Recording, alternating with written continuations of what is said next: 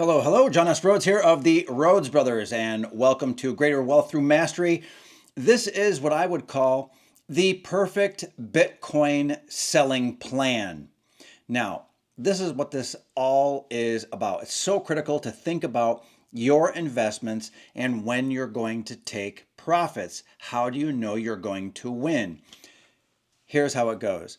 Most people who hold Bitcoin, in the back of their mind, they think, well, I'm probably going to hold this forever. I never want to sell it. I never want to get rid of it. But that begs the question, what's the point of owning Bitcoin if you're never going to enjoy what Bitcoin is providing? In other words, the holding of value and then the expression or use or exploitation of that value. This is a big, big deal. And what I want to get across is what I would explain to any friend or any family member. In fact, I have several times. So let's talk about the principles first. Let's assume that you never want to sell down all of your Bitcoin, but you still want to enjoy what you have gained from your Bitcoin. Now, it's not hard to buy Bitcoin and then hold on to it. You can do that through an ETF. You could buy and hold and store, self-store your own Bitcoin on the network. There's lots of ways to do that. You can use various software, hardware, wallets. There are a number of ways that I don't want to get into here. So there's just lots of ways to get your hands on Bitcoin, but how do you sell it down? Well, one of the first principles that I always pass along is, look, don't sell it all. Do not plan on selling it all. In fact, plan on holding some forever. So that allows you to never violate the sort of principle of making sure you don't miss out on fantastic gains in the future. So if you are the type of person that thinks Bitcoin is truly going to the moon and you don't want to miss out on that, well, by God, do not sell all of your Bitcoin. In fact, you only want to sell a fraction of it.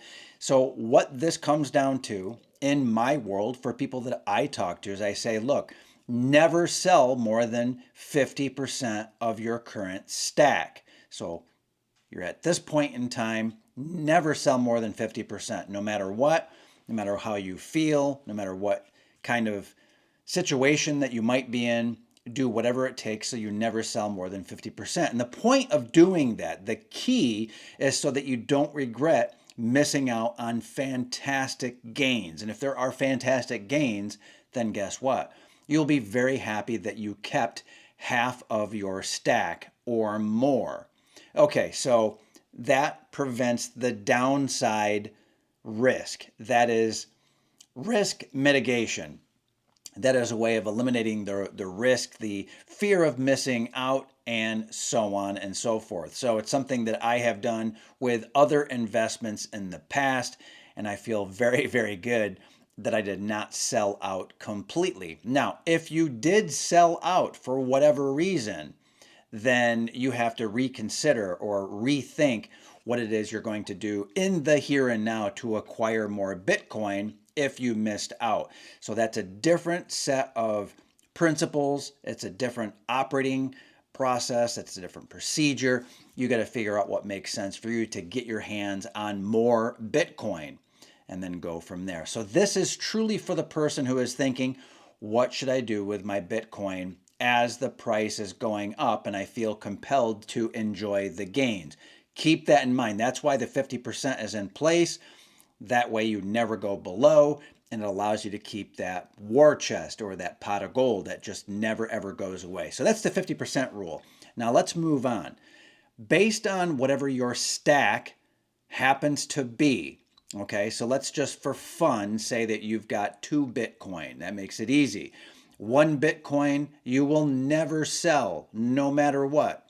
Super duper multi-sig cold storage, never going away, right? That is like heart and soul, keep it no matter what it takes. So that's 1 Bitcoin of the 2 that you have right here, right now. Never sell, put it to the side. But you have 1 Bitcoin that you want to start selling down. Now, if you're not familiar with Bitcoin, you can sell fractions of a Bitcoin. Okay, so you don't need to sell one Bitcoin, it's fractional. Just like you have $100, you could break it into 100 $1 bills, or you could break it into 10 $10 bills, five $20 bills, and two 50s, just for example.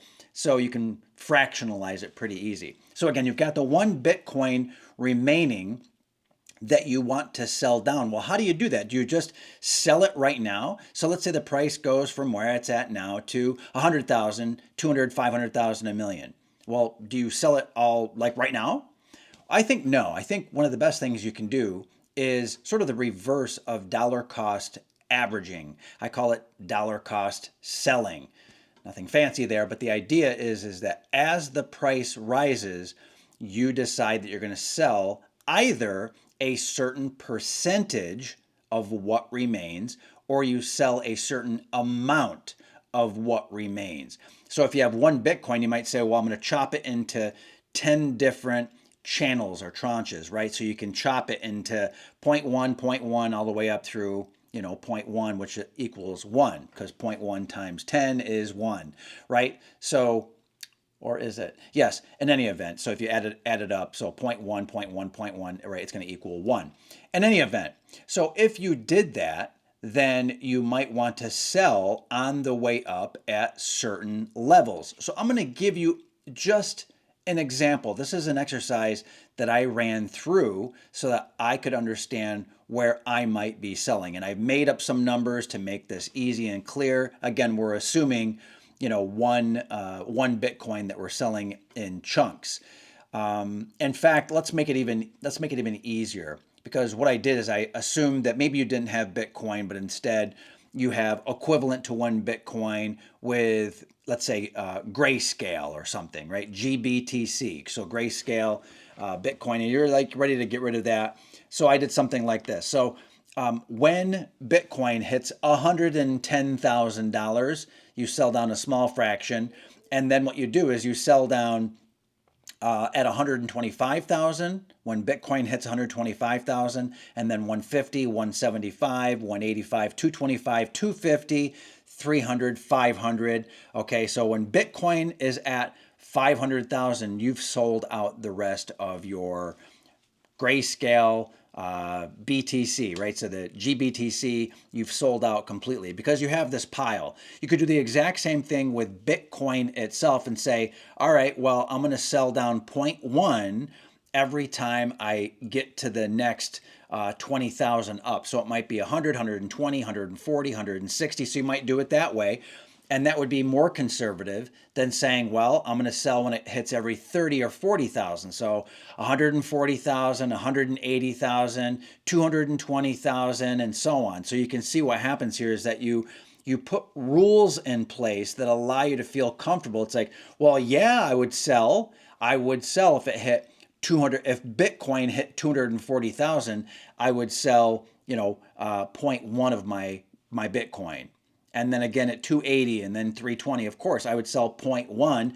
That allows me to enjoy the gains that are coming in. But you see what we've done here? We've actually put rules in place well before Bitcoin has achieved those numbers. Now, you might see this years from now and laugh at how low these numbers are. And you might be thinking, ha, ha, ha, right? Ha, ha, ha. Bitcoin now is worth $1 million. But what that doesn't take into consideration is you might need to be spending money on living. You might need to be spending money or want to be spending on retirement. You might want to splurge for once and get a brand new car. You might pay off your mortgage. And so you can get tremendous psychological benefit by selling and then using the money for intelligent purposes, right? Now, when I say intelligent, things that make you feel good, like actually feel good for the long run, things that you've been putting off for years and years, things that matter for your retirement. Very often it could be experiential, that gives you vacations, for example, that make you feel great. It might be for education. It might be for a wedding. Look, you've got reasons for wanting to sell down and enjoy and utilize that money. I mean, it could be living expenses as well, but that doesn't apply as much because you've got that money in cold storage and you probably have a job or you've got a side hustle, some way that money might be coming in. So this is truly for the person who has that Bitcoin and they're trying to figure out like, hey, I've kind of won the lottery. right? I've won. And if you've won, that means you ought to be thinking about how to reap the rewards. What is it that allows you to win? Well, with Bitcoin, you're not getting yield, right? It's not possible at this point in time to get yield on your Bitcoin. Do I expect that in the future? Yes, I expect there to be ways of getting yield from your Bitcoin. I think eventually, for example, you'll have various brokerages, and very likely in the future, you will have banks of various sorts who might custody some of your Bitcoin. And as a result of the bank custodying and holding onto your Bitcoin, right? And who knows how that's going to work out, you could possibly make some sort of interest on that or generate some kind of yield by allowing a bank, for example, or a brokerage, for example, to hold that Bitcoin in return for them holding it and using it for derivatives and futures of various sorts and so on, hedging and whatever, like big money clients. You get paid a yield, you get paid some kind of interest of sorts on that money. So that's why in the future it might make more sense to hold on that Bitcoin and use it in a more traditional way. So I'm really talking more opportunistically right here and now. And that is, you've got Bitcoin that you want to sell, and you need to figure out how it is you're going to sell some portion of your Bitcoin to maximize the good feelings.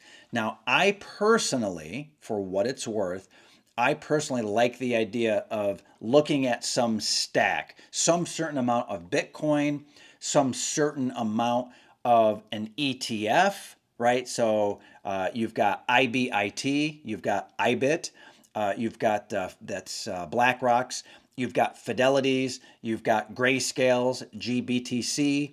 So you have a number of these various ETFs, and it's really pretty incredible because you can buy into Bitcoin. You're not self-custodying, but you can buy into Bitcoin and then do what I said, which is you can follow these specific sell down rules. Now, I need to say something here. This is not financial advice to go buy Bitcoin. It's not financial advice to go buy an ETF of any sort.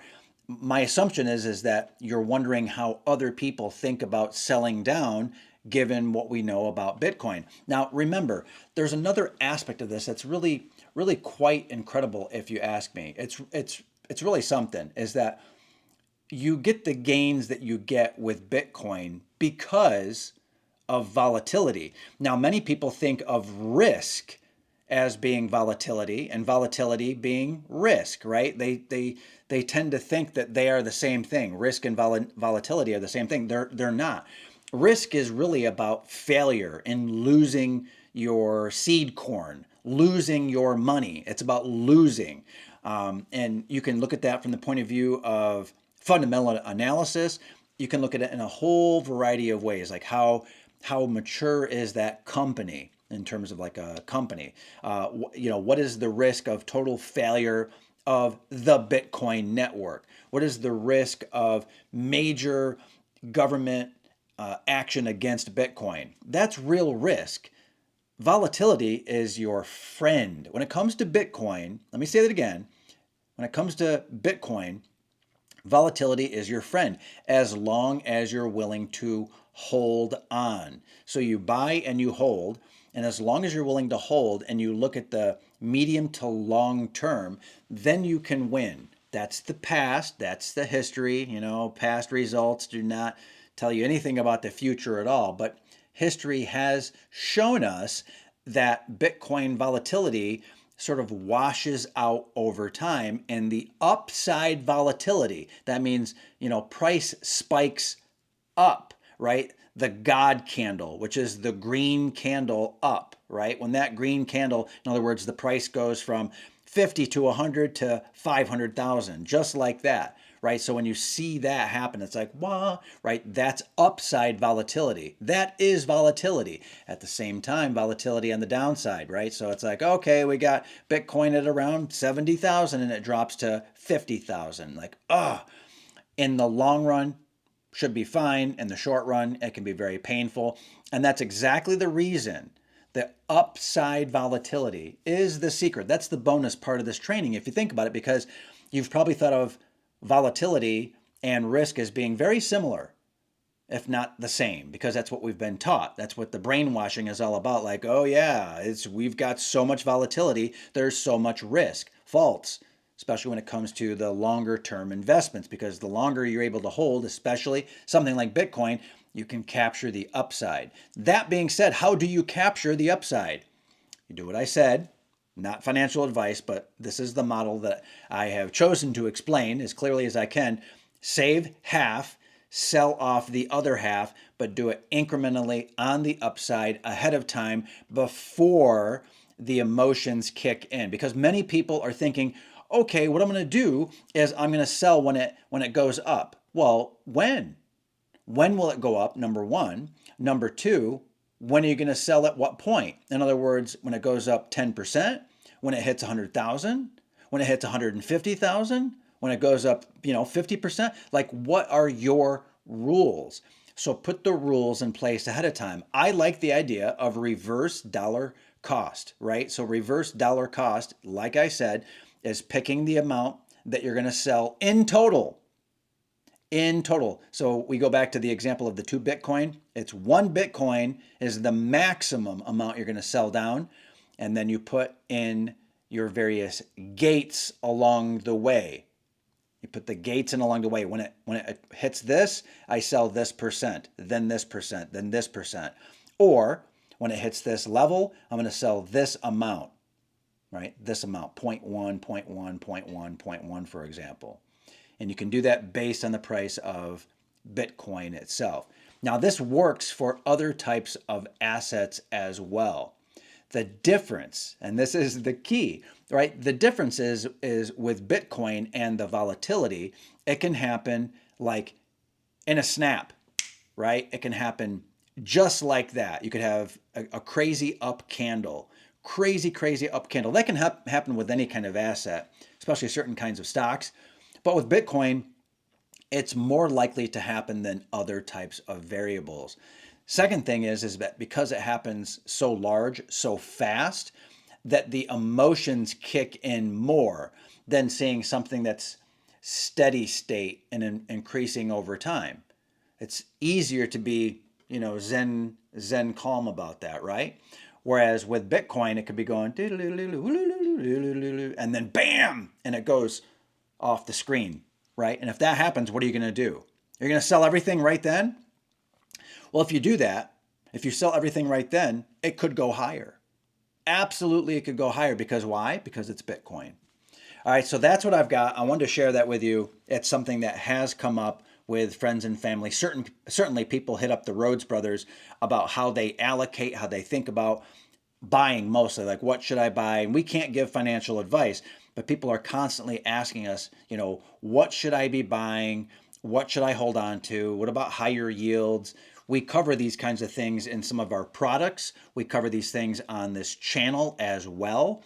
So I encourage you to take a look around the Rhodes Brothers channel and go ahead and like and subscribe this video. This is Greater Wealth Through Mastery. This is John S. Rhodes of the Rhodes Brothers. My brother is Matt Rhodes. He's awesome.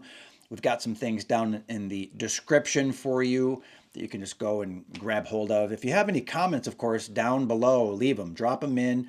Let us know what you're thinking. If this resonates with you, share it with someone else as well. If you're trying to convince someone or have an argument with someone, you're trying to reason something out, and try to bring some rationality to your thinking about Bitcoin and selling, like no, never versus maybe.